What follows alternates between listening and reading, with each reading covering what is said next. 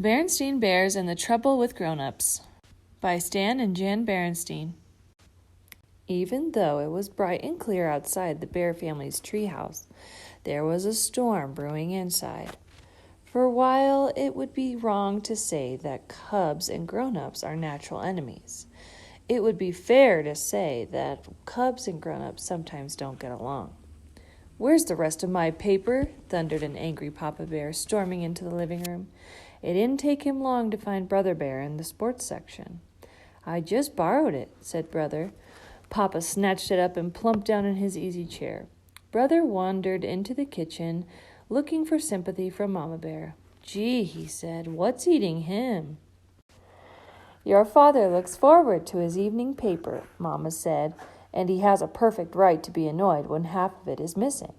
And furthermore, I'll thank you not to refer to your father as him." She stomped out of the kitchen. "Why not? He's a him, isn't he?" "Gosh," said Brother. "What's eating her?" What was eating Mama was Sister Bear. Sister had been on the phone with Lizzie Bruin for almost an hour. "But Mama," she protested when she was told to say goodbye. "Don't but Mama me," said Mama Bear. "This is not your private phone. You've had all day to talk to Lizzie at school, and you'll have all day to talk to her tomorrow. So hang up that phone now." Sister did as she was told. Later at dinner, Brother and Sister got into a little more trouble.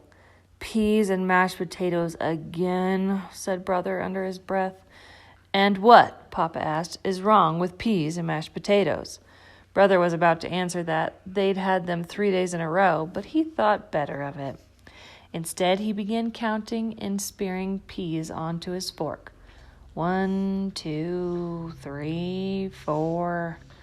"What are you doing?" asked Sis. "Trying to see how many peas I can get onto my fork at one time," he answered. While Brother was counting peas, Sister was working on her mashed potatoes. She patted them into a little mountain, and then using her spoon, she pressed a cup in the top. "Pour it right there," she said when Mama offered her gravy.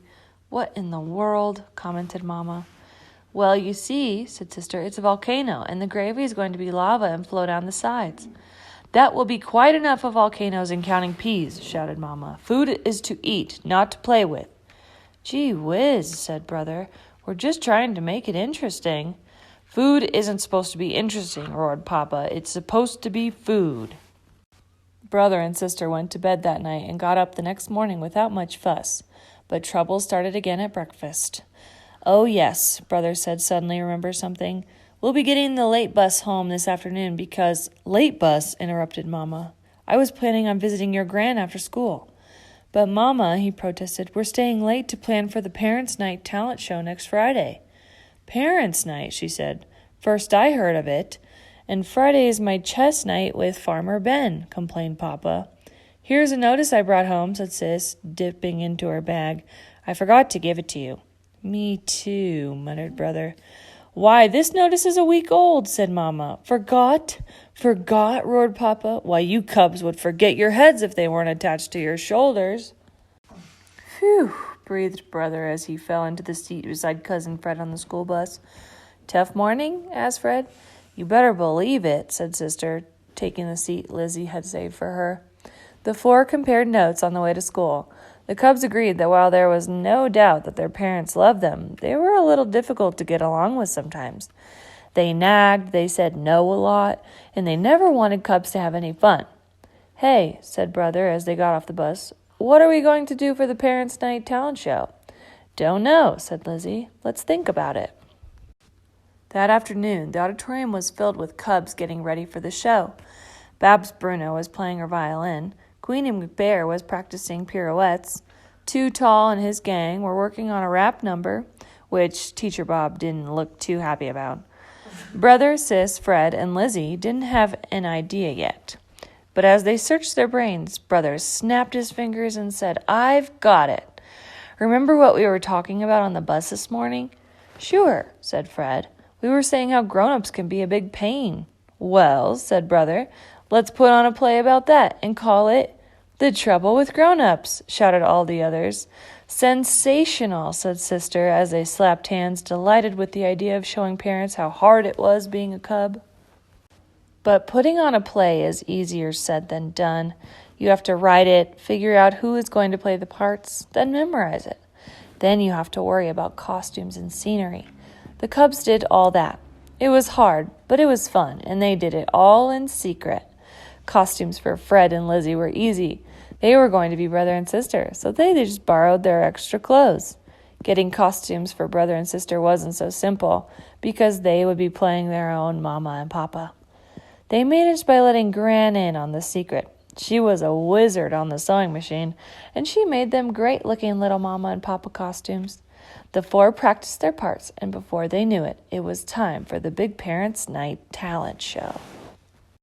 There was a lot of talent at the Bear Country School, and all the acts did pretty well, but it was brother, sister, Fred, and Lizzie's play that was the hit of the show. I'm Papa Bear, and I'm going to relax in my easy chair after a hard day and read my paper. Yipe! Somebody stole my sports page. Help! Murder! Police! Somebody stole my sports page. Here it is, Papa. I didn't steal it. I just borrowed it. It's disgraceful, that's what it is. Cubs have it too easy today. They have everything handed to them. I used to walk 20 miles to school in blinding snowstorms. But Papa, don't Papa me. Hello? Hi, Lizzie. Sister Bear, get off that phone. I'm expecting a very important call. Who from? Who from? Who from? How am I supposed to know who from? But Mama, don't but Mama me. The audience of parents laughed and laughed when they saw how they seemed to see their kids. Mama laughed until tears rolled down her cheeks. Papa laughed too, but not as much as Mama. They both thought the play, which was a big surprise to them, was very well done. They admitted that it helped them understand what it was like being a cub. The next morning, Mama and Papa had a bit of a surprise for their cubs. You might even say a shock. Mama, who was a sewing wizard herself, had made a grown-up-sized pink jumper. Wearing it, she looked like a huge sister bear. She even had a pink bow. Papa, wearing a red pajama top and blue bottoms, looked like a gigantic brother bear. The cubs were confused. It's very simple, explained Mama. You helped us understand what it's like being cubs by pretending we're the cubs and you're the grown-ups. We're going to show you what it's like being parents. Before brother and sister could say a word, Mama and Papa began acting like cubs. Where's breakfast? I'm hungry, shouted Papa. I hope we're not having that gooey oatmeal again, screamed Mama. Ooey gooey oatmeal, ooey gooey oatmeal, shouted Papa, jumping up and down.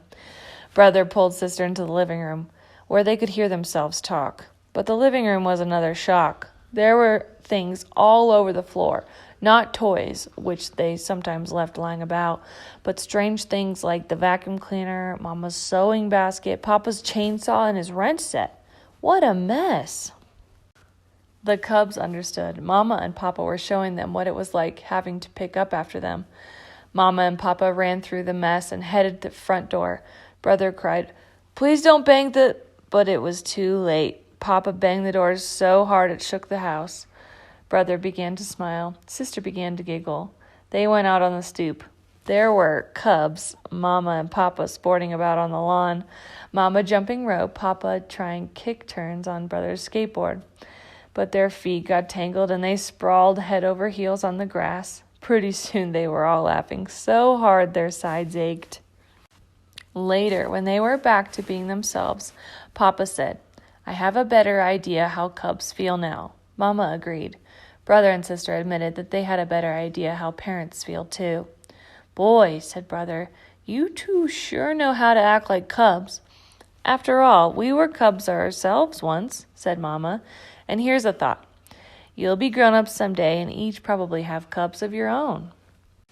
Brother and sister thought about that for a moment. They looked at each other, then they looked off into the distance and thought about it. It was something to think about. The end.